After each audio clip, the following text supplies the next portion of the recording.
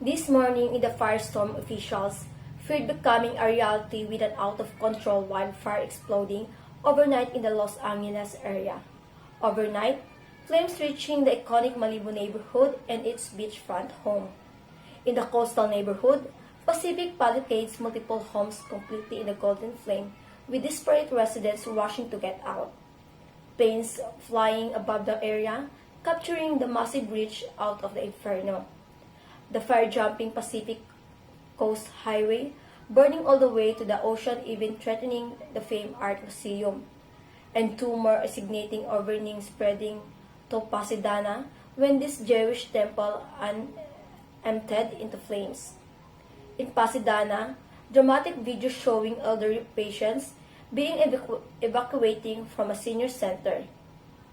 The Palisade, fire igniting mid-morning Tuesday with the windy roads quickly clogging with the cars. Many abandoning their vehicles. A bulldozer brought in pushing dozens of cars on the way. Smokes from the droning darkened in the skies. Overnight, a high school opened in flames. The fire hitting some of California's most famed areas, hub to iconic houses and sites. And many celebrities, Chris Pratt, posting overnight.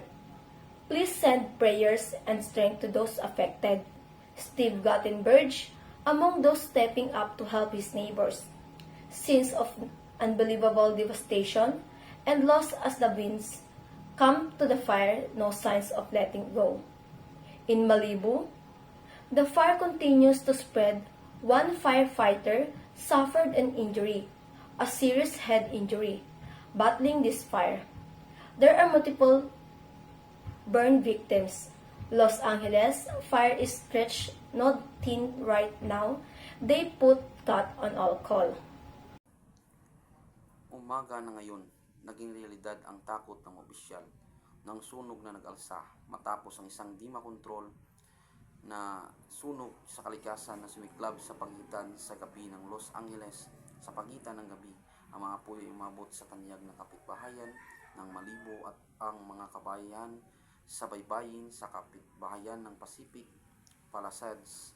Maraming bahay ang nasunog ng gusto habang nagmamadali ang mga residente na lumikas. May mga eroplano ring lumipad sa area upang makunan ang malawakang pagkalat ng apoy.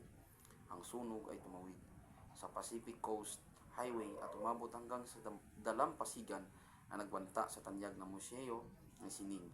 May iba pang dalawang sunog na kumakalat sa Pasadena kung saan nasunog ang isang sinagoga ng mga Hudyo sa Pasadena. May mga nakagulat na video na nagpakikita ng mga pasyente ng senior center na binabaklas ng mga bombero.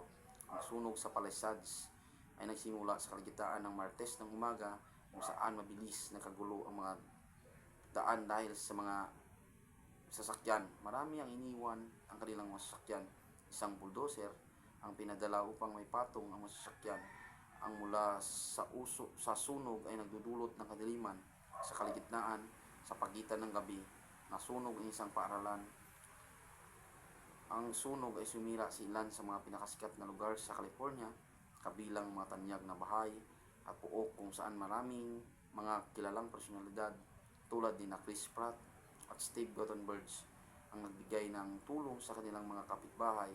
Ang mga eksenang nagpapakita ng hindi kapanipaniwala, pagsira at pagkawala ay nagpapatuloy habang hindi nagpapakita ng paghina ang hangin sa Malibu. Ang sunog ay nagpapatuloy na kumalat. Isang bombero ang nasugatan sa ulo habang lumalaban sa apoy. Meron din maraming nasunog. Ang mga bombero sa Los Angeles ay napakarami sa trabaho kaya pinutol ang lahat ng tawag.